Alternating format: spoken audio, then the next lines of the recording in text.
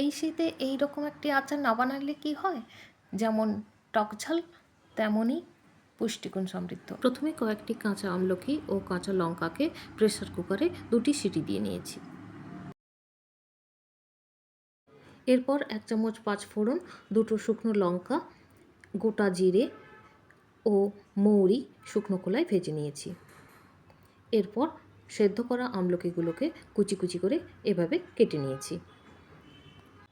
পেস্টটি যদি ভালো লাগে অবশ্যই ফলো শেয়ার করার রিকোয়েস্ট রইল। পেজটি যদি ফেসবুক থেকে দেখেন তাহলে অবশ্যই পেজটিকে ফলো করে দেবেন এবং ইউটিউব থেকে দেখলে অবশ্যই চ্যানেলটি সাবস্ক্রাইব করার রিকোয়েস্ট রইল। এরপর কুচি করা আমলকি এবং কাঁচা লঙ্কার মধ্যে দিয়ে দেব 1/2 চামচ হলুদ গুঁড়ো, লঙ্কার গুঁড়ো, পরিমাণ মতো লবণ ও আমচুরের পাউডার।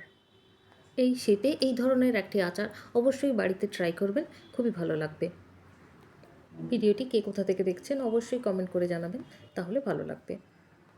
এরপর একটি পাত্রে 2 চামচ সর্ষের তেল একটু ফুটিয়ে নেব এবং 2 চামচ সাদা সর্ষে এবং 2 চামচ কালো সর্ষে একটি মিক্সিতে পেস্ট করে রাখব।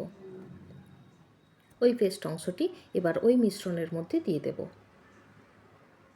এবং সমস্তটা খুব ভালো করে মিশিয়ে নেব। একটি লেবুর ছোট্ট স্লাইস চেপে নেব। খুব ভালো করে সমস্তটি আবারও ভালো করে মিশিয়ে নেব এবং ওই ফুটিয়ে রাখা সর্ষের তেল ওর মধ্যে দিয়ে দেব। এরপর কিছুক্ষণ রোদে রেখে দেব, তাহলেই তৈরি হয়ে যাবে এই আমলকির আচারটি। এরপর একটি কন্টেনারে এয়ারটাইট করে রেখে দেবেন। ধন্যবাদ সকলকে ভিডিওটি দেখার জন্য।